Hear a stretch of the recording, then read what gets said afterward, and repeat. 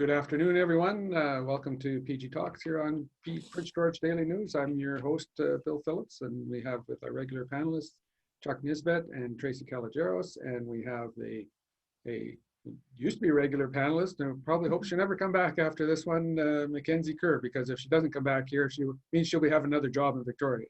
Yes, exactly. Mackenzie, if you don't know, is the Green Party candidate in Prince George-Valemount, and she's here in that capacity today to tell us all about all things election and what's going on with her campaign and why you should vote for her. So let's just turn it over to Mackenzie to start. How's the campaign going, and what have you been up to? Sure. Oh, not much. We've been very busy. The campaign is going very well.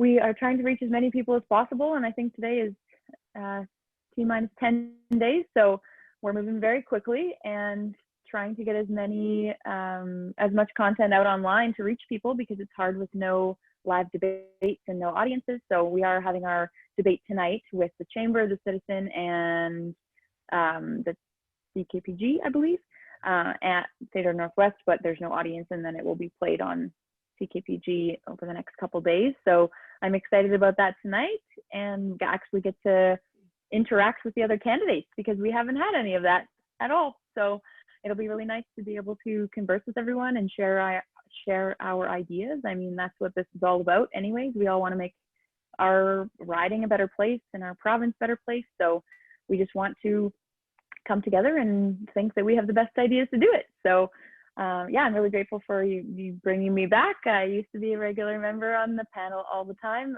this summer. It was really enjoyable. So I'm glad to be coming back as a MLA candidate this time. Right on. Well, let's talk a little bit about the debate last night. If your some of your thoughts on what happened. Sure. After that debate, I am so proud to run for the Green Party, because Sonia was absolutely incredible. And even the pundits, people in Victoria, the news, the media are all saying that was absolutely remarkable, her answers. And she always answered the questions. She didn't dodge them. She was genuine and compassionate, and she was truthful about the answers. And I felt like we didn't hear that from the other candidates as well. We had a little bit of stumbling from some of them on some of the questions, and the moderator even said to one of them, "You didn't actually answer the question. Do you want to try again?" And I laughed out loud when she said that. So, I mean, I think that's good. We should be requiring answers from our politicians that are running for office. So I'm hoping to give that when people ask me questions. And if I don't know the answer, I am being upfront about it and saying, I will get back to you, and I'm going to do my research, because I'm not going to pretend to know everything. So I'm very proud of Sonia from last night. And I think that if people were undecided and they watched that debate, it really put the Green Party on the same stage as the other two parties, because she was only leader for a week before the election was called. So not a lot of people know her, if you're not already part of the Green Party, that knew when she was the MLA and all the amazing work she was doing. So I was really, really happy to have that opportunity for everyone to see her. And we're taking clips out right now of what she was saying last night and trying to share them far and wide so that people can see her responses on some of the really, really important issues facing our province. Tracy, your thoughts or questions for Mackenzie? Yeah, I thought the debate last night was actually pretty interesting. It's nice to have a debate where you can actually hear people speaking too. So it was very nice to watch all three of them. And I liked the nonpartisan attempts, at least, on all three of them made the extended the olive branch to try and find ways to work together. But that'd be my question for you, Mackenzie. Coming out of that, I agree with you. I think Sonia Furstenau was very well spoken, and I think that she definitely knows her own opinions, and I think she was authentic last night. Where I found that she didn't really give a straight answer was around whether or not she feels able to trust working with John Horgan again in the future, given the breach of the contract and agreement that you guys had. So I don't think it's reasonable to assume that we're going to have a Green Party win in this election, but I do think it's reasonable to assume that we're looking at a minority government. How do the Greens see themselves playing in that next one? Sure. So this question has been asked a couple times, because people say, you partnered with the NDP last time and they broke your trust after they legally bound this document and this agreement to have a fixed election date next year, and they broke that. So can you trust them again? And I think also, can the public trust them again? There's a lot of broken promises. So, but in the aspect of the Greens trusting the NDP, if we are in the situation again to create a minority government, I think it's going to come down to talking about it when it happens, because it's hard to, you know, hypothetical, like create a hypothetical situation of how many Green seats will we have, because that will also dictate what kind of agreement we are making with either the NDP or the Liberals. And, you know, I think that the Liberals, the Greens are a lot more hesitant to partner with the Liberals than they are with the NDP, just because of the history of what the BC Liberal Party has done in the province, you know, environmental wise. And so I think that the Green Party will be open to discussing and negotiating. And the more Green MLAs we have elected, the easier it will be for us to negotiate a deal that is a benefit to us and everyone, to make sure that we have as many voices heard at the table. I think we're going to be more heard with partnering with an NDP government, but depends on how many, you know, it depends on what happens. It depends on who's elected in every riding, because it's really hard to come up with a hypothetical situation, because I'm hoping for as many Green MLA seats as possible. So if we have 10 or 15 seats, you know, we have a lot bigger say when it comes to negotiating terms of a new agreement, whether that's a minority agreement or another CASA or whatever it may look like. But yeah, I think that the potential is there to rebuild trust, but we have a ways to build it back up again. You know, Chuck, any questions, thoughts? Hi, Mackenzie. I've got a few thoughts, actually. Definitely, I think it's going to be dependent on what happens in the election, whether you can move forward with either the NDP or the Liberals in a minority government situation. But I'd like to know what you feel are the most important issues right now in this election. What do you feel is most important to our region right now? Sure. So in our region, we have quite a few issues right now that are all overlapping each other, and I think it's provincial wide as well. You know, we have the overlapping COVID crisis underneath everything, and underneath that, we also have the climate change crisis, and also needing to take action on that at the same time. We also have the opioid crisis, housing affordability. There are many issues right now that need to be dealt with, and I think that the more Greens we have elected, the more we can use science to find solutions for these problems, because the Green Party is an evidence-based, science-based party, and we are making sure that when we're making decisions to help solve the biggest issues facing our province and our riding right now, we're using the most up-to-date science. Because if we're using public opinion, you know, a small group of very loud people can help influence us, and we've seen that with the other parties when they have a stance on something and then they change their mind when a group of people comes out against it or whatever it may be. So if we're sticking to the science and we're showing people, you know, this is the statistics, this is the science, this is why we have to do it this way, people are really open to hearing that. So those things are absolutely huge. The things that I want to focus on a lot in regards to the climate change crisis and the jobs issue that we have in the riding right now with the forest industry, because as you know, that's something that I'm really passionate about, is sustainable forestry, and the potential and the opportunity for increasing the amount of jobs that we have in this area, and not just Prince George-Mackenzie as well, all of the interior, is if we create a sustainable forest industry that is not exporting raw logs out of our communities anymore, that is not logging old growth and turning it into pellets, which we saw in the news the other day, and we're not spraying glyphosate. We're making sure that we have healthy ecosystems, and we are leaving aspen on the forest floor and in the ecosystem, so that we have moose on our landscape again, and we have, you know, healthy ecosystems where we can go and do the things that we enjoy doing in our backyards, and also create jobs at the same time by making sure we have value-added products, small specialty mills, and, you know, the opportunity to keep things in our riding, because right now we're losing a lot of jobs, and we've seen over the past you know, 20, 30 years that we have slowly been seeing mills close all over the province and move towards bigger monopoly type companies, larger companies. So we need to make sure that we're having small scale, you know, specialty mills being able to open and being able to support small entrepreneurs and small businesses in our communities. We need to make sure that we're pushing out the resources that small businesses need right now to survive the winter, especially tourism, like in Valemount and McBride. There's a lot of, you know, small businesses and tourism cooperatives and things like that, businesses that are going to have the struggle keeping open in the wintertime unless we are immediately helping them. And the Green Party has a plan to do that, to make sure that we can keep the backbone of our communities, which is small businesses, open during these tough times of COVID and not just playing politics right now. So as Sonia said last night, you know, we could be working on these things in the legislature this week right now, but instead we're campaigning, and then we will have to wait for the results from all of the counted ballots in the mail. And, you know, he said it was funny, Horgan says he wants to put politics behind us, but instead he put it right in front of us.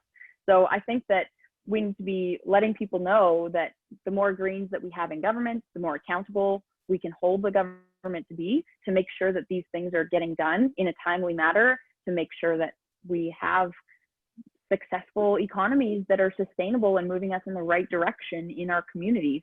So those are all things that I'm really passionate about. And there's a long list of others, but you know, those are the ones that I want to focus on because I have a bit of background in them. So I'm hoping that people will know that I am, you know, here to share my ideas and make the riding a better place for everyone. And if I am elected and earn the vote of the people in this riding, that I will represent everyone, not just those who vote for me, because I don't have a party, I don't have a whip in our party, so I'm able to actually vote against the party if need be, and I can put our riding first and put people above politics. So that's something that I'm really proud to be running for the Green Party for. Right on. Last night, just getting back to the debate a little bit, one of the questions that certainly John Horgan and Andrew Wilkinson stumbled on, and Sonia first, in my mind, she stumbled a little bit on it, but she still had the better answer, was the question about white privilege and about how the three leaders, all being white, can reconcile their white privilege. Tell me a little bit about what you thought of those answers, and I should point out that John Horgan clarified his response in the scrum after. I think he realized he didn't say the best, because when you're a white guy and say you're colorblind, it really doesn't fly. Sure, yeah, I would love to expand on that. I do disagree with you that Sonia stumbled. I think that she answered it really well, saying that, you know, as white politicians, we will have no idea what it is like to be able to have to tell your child that because of the color of your skin, there's a higher likelihood that you know, will be killed by the police. And we still have inequality in our province, in our country. And she clearly said, you know, we are not equal, and I wish that we were. But as politicians standing on this stage right now, we have the ability to change the laws that are upholding the systemic racism that is in our province and our country. So I was really, really proud of her answer. I was not so proud of, you know, Horgan and Wilkinson's answers. Of course, he did come back with a new response after. But when someone says that they don't see color, that means that they don't see, you know, the inequality that is facing Black, Indigenous, and people of color communities in our province. So we need to make sure that we are seeing color, because there are differences and people are treated differently still. We are still, you know, raiding with sweat and territory, and people are still dying. You know, Black people in Toronto are 14, I think, times higher likely to die from the police. And these are statistics, right? We're not making this up. So we need to acknowledge that this is still happening. This is not just a problem in the States. And to do that, we need to acknowledge color and acknowledge our differences and our privilege. And, you know, Wilkinson's answer of saying that because he helped birth a child and the Indigenous child was named after him, and he has, you know, Black friends, and when it's just, after this long of talking about the Black Lives Matter movement in our communities, I was a little bit disappointed to hear those responses. And it kind of showed me that they haven't really been doing any internal work and recognizing their privilege. And that's something that we're extremely passionate about in the Green Party. And it's, I do agree that we need more diversity in the Green Party. That has been brought up. So we, with a short time frame, it's very hard to get people to become candidates unless they're already preparing to run the next year, like I was. So we need to put more effort into increasing the diversity in our party for sure. We do have some incredibly diverse candidates in the Lower Mainland, but we are missing some candidates, right? We only have a slate of 74. So I think the opportunity is there, and we need to put a lot of effort on that once the election is over to diversify our party. But I was extremely proud of Sonia's answer, and I think that the other party leaders have some work to do, and not just with themselves, but with their parties as well. There's still deeply entrenched issues in other parties as well, with what we saw with Beau and Ma the other day. So I think that we need to acknowledge that these things are still happening, and have leaders that are inspiring us to move in a forward direction, that are acknowledging the privilege that they hold as a white politician, and myself included. Right on. So we do have you do have a fan. You got a Carleen Hepner said, well said. I think that was for your previous answer though, but I'm sure she'd probably say that for your last one as well. Let's go over to Tracy for more comments, more questions. Yeah, I was trying to find some of the quotes when you announced your candidacy, but I can't come across them quickly enough. I should have done it sooner. I wasn't prepared. Tell me what you're planning to do differently than Shirley Bond. I mean, she's been an MLA here for a long time. She's done unbelievably good work in the North. She's offered herself up for a continuation of that service. So I know you've talked about feeling that we need new, fresh ideas. What exactly are those ideas, and what exactly will you do differently to earn my vote rather than for somebody else? Yeah, thank you for bringing it up. She has done great work in this community, and I commend her for that. So I think it's just a new perspective, and it's a new time. So we need to be moving in a new direction, and the BC Liberal Party, still supports the oil and gas industry heavily, and we need to be supporting renewable energy and that direction. So the difference is, I can represent this riding just as well as she can, even though I have a different age, and I have a diverse background of where I've worked and the places that I've lived on the farm and studying forestry. So I have a broad range of knowledge around all of these topics, even though it may not be for 20 years as MLA or 30 years working in the bush as a forester. I still know that the way that we're doing things is not the way forward. So the difference is the Green Party wants to do politics differently. We don't want to do any heckling. We want to work across party lines to make sure that everyone's heard at the table and that we're moving in the right direction, and be advocating for environmental and social justice issues. Because right now, we're seeing a very narrow-minded economic focus with the Liberal Party. And I think, even though Shirley Bond has done great work in the social justice area in our community, I think we need MLAs that are running for a party that also hold that view. And the Green Party does just that. And they're very passionate about moving in a direction forward to bring us into a new economy, because we need to be transitioning off of fossil fuels and working to support resilient communities that are self-sustaining and local agriculture, more processing facilities locally, so that we don't have to ship our products out just to buy them back. So I think that there's a lot of new progressive ideas that myself and the Green Party can bring, and to have as many Green MLAs as possible, a handful would be incredible in the legislature. Then we can help advocate for moving forward with the other parties and make sure that we can make the bills that they bring forward better. We can amend them to make sure that our views and those folks that vote for the Green Party and want a more progressive stance on a lot of issues like Site C and LNG, those are considered when we're passing bills, because our voices are at that table. So I feel like we just need to change the status quo, and that's what I'm hoping to bring to the riding. Yeah, I'm not the least bit concerned about your age, Mackenzie. I'm trying, you've heard me lots of times, and so has everybody else, talk about not voting for a party or a leader, but looking at the human being that's standing in front of you. And that's what I'm trying to get at here. I'm trying to get you to tell me, other than age and party, what's different about you and Laura, or you and Shirley, or you and anybody else for that matter? So taking party out of it and taking out, the advantage that comes with being a Green Party representative, who I am is someone that is willing to learn and willing to be vulnerable and willing to claim that I don't know everything and claim that I'm willing to connect with as many communities as possible and be open and honest in my dialogue with people. And I was just meeting with a hereditary chief, and I'm just remembering the stories that she was just telling me from Nikosi-Wutan, and it was incredible to hear how vulnerable she wanted to be and how open she was to talking with me. And my stance or my view of moving into communities to talk to them about asking for their vote, I think it's very opportunistic during elections for politicians to enter communities that they didn't enter before. They weren't there when they needed help. They're just there to ask for the vote.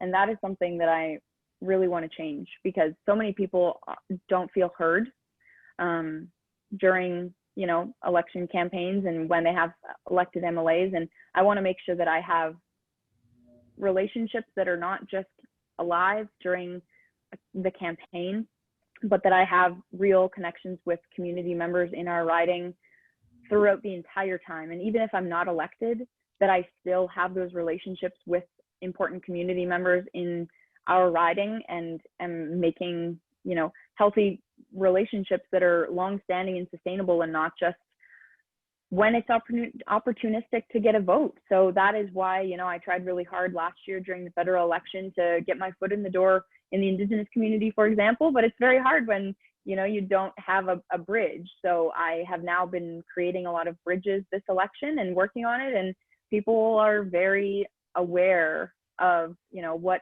other politicians do and the promises that they make that we're seeing from the provincial party headquarters for the things that we can offer during the election. And I think the best way forward right now, and what I want to bring to the table is, just that honesty and being someone that is not your typical politician, someone that is willing to be vulnerable and share stories and, have a beer with you on the deck, and someone that is willing to actually talk about the real issues and not sugarcoat things and tell you what they think you want to hear, but tell you the truth and hold, make sure that people can trust you and that you're not just telling them one thing and then when you're elected, you do the opposite.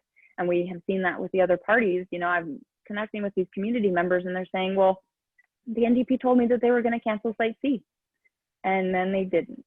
And they promised my chief, and they said it straight to my face.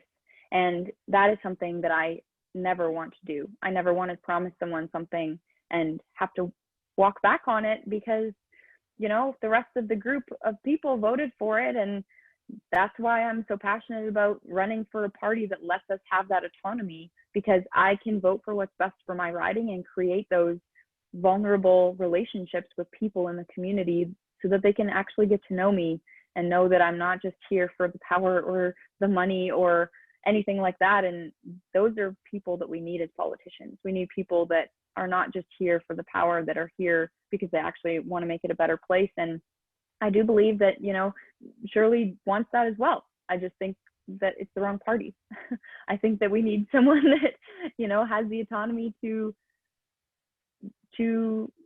build trust with people and move us in the right direction, because we're in a really hard place right now. And we need leaders and elected officials that can be inspiring. Chuck, over to you. Any questions? That was a good answer, I think. So it's hard to follow up on that one. Well, yeah, I think it was a wonderful answer because, as you know, Mackenzie, I always say people who want to be politicians shouldn't be politicians. And the people who want to do what needs to be done are who it's all about. That said, I do believe that Shirley is one of those people who wants to do good for the community. And I believe you're the same. Whether you're going to get that chance now, you may find it hard this round, because there's still a lot of backing behind Shirley in this area. But don't give up. because there's chances coming, and yeah, you may find that it works for you eventually. Yeah. That said, let's go back to the party a little bit here. The Liberals have always pushed privatization of anything that costs anything. And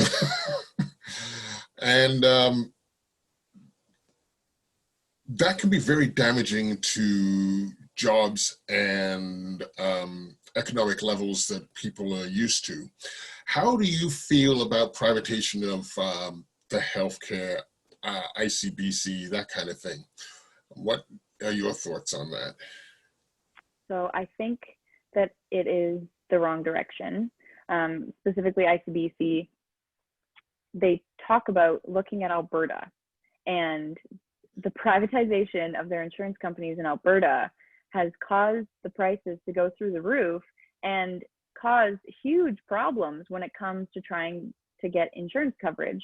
So we can look to examples, and I know that it's a nice short-term promise of not looking into the future of what the consequences will be of that, but that is why we have experts, and that is why, you know, we don't move in that direction without making sure that what we're doing for our province is moving us in the right direction. So I am not in support of privatizing all of our insurance because of the examples sitting right in front of our face that it doesn't work well. So yes, ICBC needs some serious fixing because there are some things that are not working.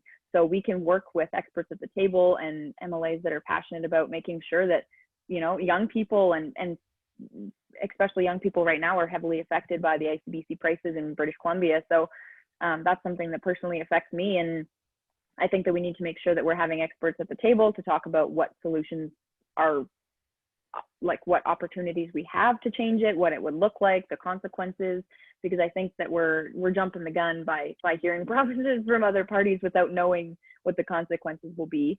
When it comes to healthcare, I think that, you know, we should not be privatizing healthcare. The Green Party came out with their stance on long-term care homes, and they said that we need to take it out of the for-profit model because our seniors are not a commodity, and right now they're being treated as such when a company can make money off of them being in their long-term care home. So we need to make sure that long-term care homes are not privatized and that they're, you know, our seniors are being treated like they should. So that's something that I'm passionate about, and I live with my Nana, and so it, you know, these seniors issues are close to my heart, and I think that we need to also include mental health care in the healthcare system. It should be incorporated because right now it is not, and you know, communities like Mackenzie-Kerr that I just met with don't have a counselor in the community, and people are having a really hard time right now.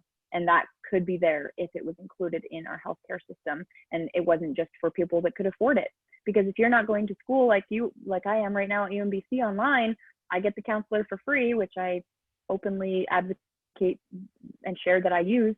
And I'm a huge supporter of talking about mental health openly and vulnerably. If you are not a student, it's very expensive to go to the counselor downtown. So that shouldn't be the case, right? This should be something that people can get help when they need it, not just according to how much money they have in their pocket. So I think if we are privatizing things, it's putting like an opportunity for a company to take advantage of people and up the price for something that they need. Yeah, I would agree with you there. I think with COVID, we've kind of seen where there are gaps in our healthcare system, particularly long-term care, which has been to some degree privatized over the last little while. You mentioned, or you mentioned just briefly, Site C. John Horgan yesterday kind of deflected the question of Site C, saying it's under review and that'll be a decision down the road. So the Green Party, is it prepared to cancel Site C, even though we're $4 or $5 billion into it?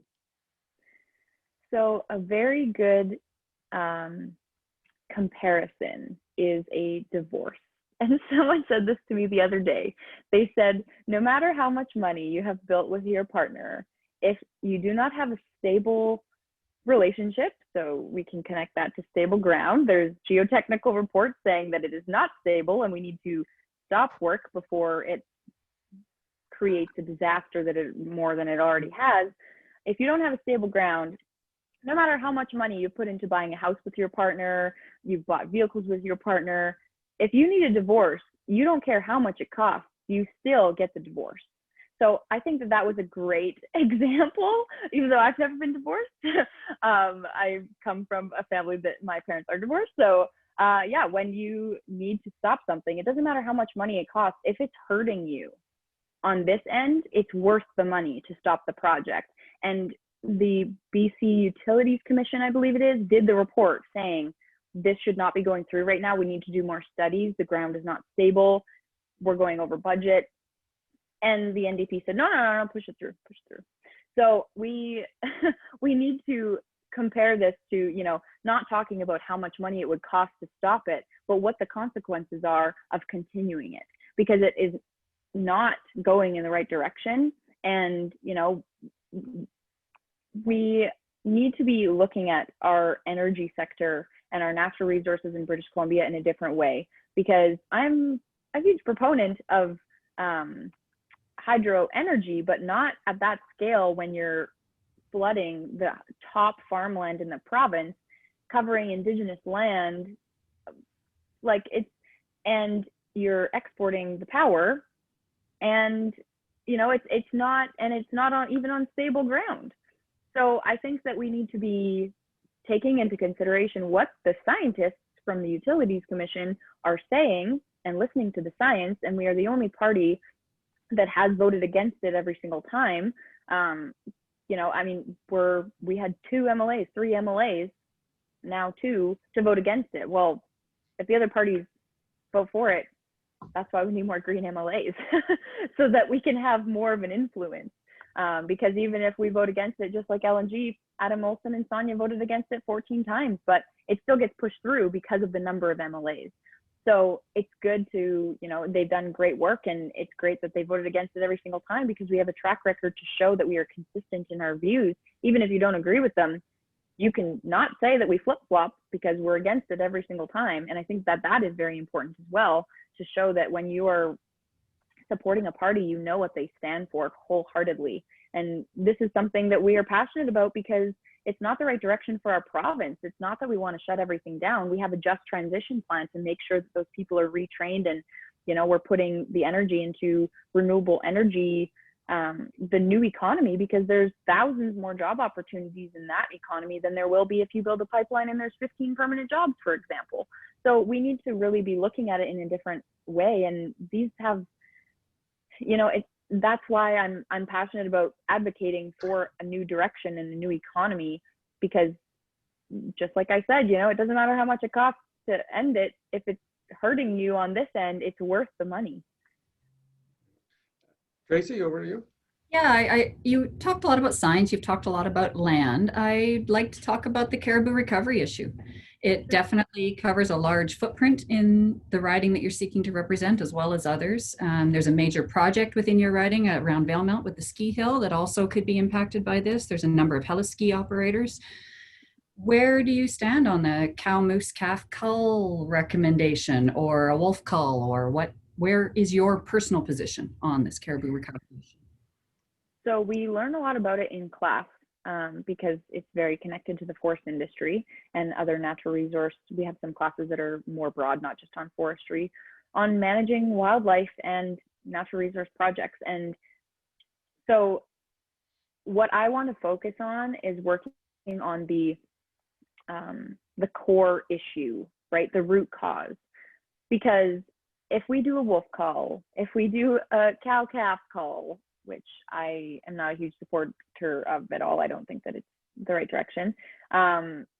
You know, the science is showing us that to actually solve this problem, you need to look at the root cause, which is habitat degradation from natural resource projects, because you're allowing wolves to get higher up into the alpine because of all the roads that you've built with forestry practices and no reclamation of covering them back over after. If you go to the northeast of British Columbia, you see the seismic lines, and it's a straight shot for kilometers. I was just up there hunting like 3 weeks ago with my partner. So, you know, like if we are actually putting money into reclamation and making sure that after we do projects, we're taking care of that land so that it's not just super easy for a wolf to sit on a road or a seismic line that's really straight and a straight shot for where the caribou live, that's what's going to solve this problem. Because if we do wolf calls, you know, like we're going to have to do it every single year. And it costs so much money to do these calls and these, you know, wildlife management projects.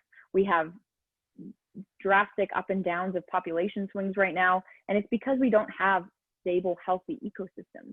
It's because we have imprinted so heavily into their ecosystems that they're unable to keep steady numbers right now, because you know we see caribou declining at a drastic rate, and we've seen what the Moberly First Nation is working, you know, with the community to make sure that they can revive their caribou population. I think we need to work especially with the Indigenous communities in that area to help manage it. These should be, you know, run by the Indigenous communities that know a lot about caribou management, and with the scientists, because they have been studying this for a lot longer than I have been learning about it for a few years in school. And I'm still learning a lot more about what the best way forward is. But whenever new science comes out and they're saying, you know, this is the best way forward, that is what I want to support. So I think that we need to be looking at the root cause and the bigger issue of sustainable forestry and sustainable natural resource development, and making sure that, you know, all opportunities, or all people are at the table when these decisions are being made, and it's not just you know, industry led, you know, we're going to come into this area and log this area or create this mine, and then, you know, no one is at the table that is talking about wildlife or the environment, because we only have 2 MLAs and we need to clone them so that we have more people to talk about these issues. So as long as we can get more green MLAs elected, then we can start talking about root cause and science and what the best way forward is to make sure that we can keep these populations alive, because us in their habitats is what caused them to decline in the first place. So that's really the root of my question, is how you square that circle. When you're talking about supporting a forestry industry, clearly you've got ideas about how that needs to be done differently. I'm not arguing any of that. It's the timeline we're talking about here. I mean, the caribou population is in free fall. And so if we wait until, by your analogy of having enough greens elected to be able to make a difference, there won't be any caribous to bother making a difference for. So when we're talking about it in our riding, and I did watch the debate last night, and I listened to your party leader talking about a need to make decisions today that are going to work for us down the road. I agree with that statement. So I know that we had the caribou recovery roundtables over the last year or so, and they were nasty in many cases, particularly in northern ridings. And I know they were bad in our riding. How do you get around that? Because you can't wait. It's not something that we can wait 10 years and then start talking about. It has to be dealt with right now, along with all the other existential threats to humanity we're facing at the moment. So yeah. It's a very tough place, because you need immediate action and you need to figure out what that is going to be. So I am not an expert on the immediate action of what we need to do right now, and that is why I'm not claiming to be a caribou expert. But there are people that have been studying this for a very long time, and they know what is working. So that might be like when you go up past Mackenzie, I forget what the area is called, Kennedy siding. You know, they have a caribou herd there, and we did a field school just a month and a bit ago. We went up there and they were coming down early. We weren't actually expecting to see them when we went up there, and they were down. And we had, I believe his name is Dale Sipe, and he is the expert on caribou in the area. And he was talking about how the local First Nations were feeding them when they came to this area, and they haven't had a problem with predators coming to that area knowing that they're feeding. So, you know, that may just be enough to get them through the winter, is some supplementary feeding. And we're also doing, you know, there's maternity pens. They cost a lot of money, and the wolves just wait outside the maternity pens until they're old enough anyways. So, you know, this is the problem, because there are some immediate things like you can do, like maternity penning and supplementary feeding and making sure that it's done correctly so that you're not just attracting all the predators to the feeding spot is important as well. So, that's why we need biologists at the table and making sure that we're making these decisions in a sound way. I am willing to, you know, have these discussions with people, and I know that there's a lot of people that are very passionate about using the backcountry that were at that civic center for that huge caribou recovery event. I was working that evening, but I saw the live stream and went, oh my goodness, that's a lot of people, right? And all of those people were mainly people that were, you know, wanting to use the backcountry and either go snowmobiling or passionate about their forest industry, and they want to make sure that they can keep harvesting and they don't want these areas shut down. But because of the practices that we've had over the past however many years in British Columbia, it's come to this now. So, you know, I wish that we could keep using every area for snowmobiling too, but unfortunately we now have this immediate thing that needs our attention, and we're going to need to make some, you know, areas protected for the caribou while their population comes back up. So I'm, you know, where those lines are drawn on the map is going to be up to the biologists according to where their prime habitat is during different seasons. But they do have a very large habitat requirement, and it's very specific as well. So that makes it very tricky, because you can't just give them a wide swath of land and say, okay, that should be fine. No, they need specific lichen on specific trees in specific areas. So it's very complex, and I am, you know, looking forward to working with the scientists that know their stuff on this, because I don't have all the answers either, but we do need immediate action. And, you know, the election is 10 days away. So hypothetically, if we could get enough Greens elected this time, it would be enough time. So, yeah, I mean, but there's lots of other issues that, you know, we can help with as well. So I think that we need people that are willing to listen to the science, willing to not just pander to one group or the other, and make sure that everyone's voice is heard, and that when you're discussing with people like at that civic center, that conversations stay respectful, and that people are willing to take off their party jerseys and just say, like, look, let's sit down and across the table from each other and really connect with each other, because this is a very heightened emotion state. People are very, very passionate about it, and we're not going to move forward at all if we're upset. We can't absorb what the other person is saying when we're that upset, right? So I think that we need to, there's a great book that I think I've referenced like this summer a couple times. It's called I Think You're Wrong, But I'm Listening.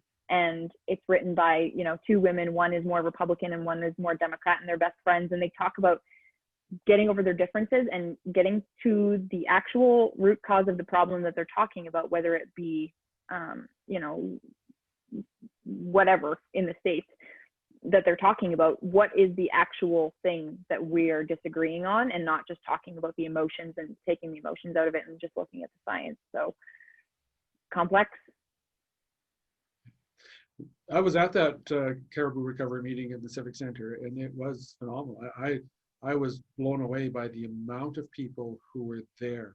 And there's been lots of other, you know, public hearings and stuff like that about various things over the years.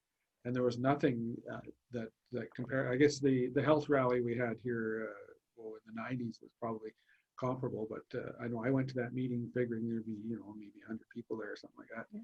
And it was standing room only in the Civic Center, and they had both rooms open.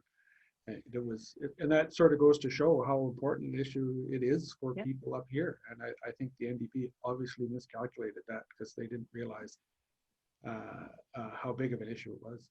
But we'll go over to Chuck for another question or comment. Well, a comment. I'm just wondering how many copies of that book that Biden and Trump got. I imagine you can open up their own library with them sitting in the front office. It's such a good one, and they do like daily news briefs on their Instagram, and they do it all unbiased. Like they take the news and they tell you what's been going on. They're incredible. They have tons of. I started following them when they only had a couple of followers, and now they have like 15,000 or something like that. It's amazing how fast people can grow when they're talking about things that people are like, yes, I resonate with that. I want to be able to have a conversation with my neighbor that disagrees with me. I want that. And I think that we need that in politics more. And I, you know, come from a family, I worked at the pulp mill. Like I want to do that. And I enjoy having conversations with people across the aisle, because they're not expecting me to be so open to having a dialogue with them and trying to understand their point of view.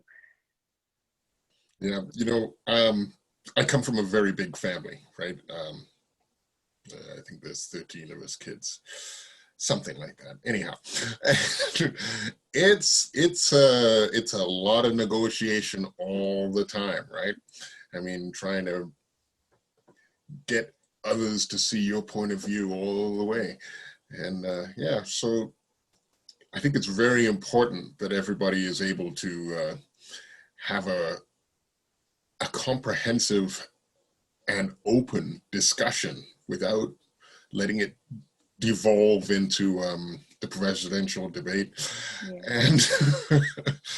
And I think that's something that we really need to work on here in our legislature, is making sure that, yeah, we can debate things openly and beyond party lines. I think that is very, very important, that we start going beyond the party lines, and hopefully that can happen. Mm-hmm. Getting back to the caribou a little, the problem I see a lot is, how do we reconcile the caribou's needs and tourism, as well as forestry and resources? I mean, they need a lot of land, and they need a lot of stay away and leave us alone. And to develop the tourism ideas, such as the new ski hill in Valemount, and other ideas that are out there right now, how do we go about doing that at the same time as we give them their own zone? It's going to be very, very difficult. I'm wondering if you have any ideas, if anyone in the party has discussed those ideas. What are your feelings on that? I think that is the $1 million question. There's so many ideas of, moving forward, how we can balance all of the needs of all of the people that are at the table, and critters that are at the table, and caribou. I think it's just important that we, are doing this in a nonpartisan way, because caribou don't deserve to be in the crossfire, or other critters don't as well, while we're trying to balance industry and tourism and the environment. I think that there is a balance. We can find a balance, but we need to do things differently. And I think that when it comes to tourism, I think people will appreciate some signage of saying, this is why you can't go into this protected area. Thank you so much for coming to Valemount and, wanting to enjoy our backcountry. Here's a great poster showing why this area is protected and what the caribou do for this region, and the indigenous nations that are working with us to create an amazing program that protects them through these ways. People that are there for tourism will appreciate that. I believe that people that are there for hiking or skiing or backcountry heli skiing, they're not there because they want to conquer the land and touch every square inch with their feet. They want to also respect the land, and so does industry people. I've met a lot of people that are there for the right reasons. They want to make sure that they can put food on the table for their families, and I don't think that a lot of people have malicious intent. I feel I am hopeful of the human race, and I think that that's a good like being a realist, but also being hopeful at the same time is very important, just to stay positive. And I feel like it's very tough to find a balance, and we've had quite a few classes on this. Like that's my experience with trying to find the balance, is writing papers about it and having industry leaders come in and indigenous leaders come in, caribou people come in and talk about all of the issues. If they had the solutions, we would be doing it already. They present us with, here's the problems of why it hasn't worked so far. here's the things that we have to consider of all of the different considerations we have to take into account when we're in this area, you know, all of the different stakeholders that we have to talk to, and caribou and all of the critters on the land. There is so much to consider, and I think that we need, you know, the only way moving forward is one person doesn't have the answer, and we have to acknowledge that and know that we're going to have to bring as many people to the table as possible to find the solution, because none of us individually have the answer. Otherwise, we would be trying to share it. I think the Green Party has great ideas of moving forward, how we make sure that everyone is heard at the table, and making sure that, you know, we have Indigenous communication when we're going into these areas, and participation, and not just as an afterthought, but really part of the solution.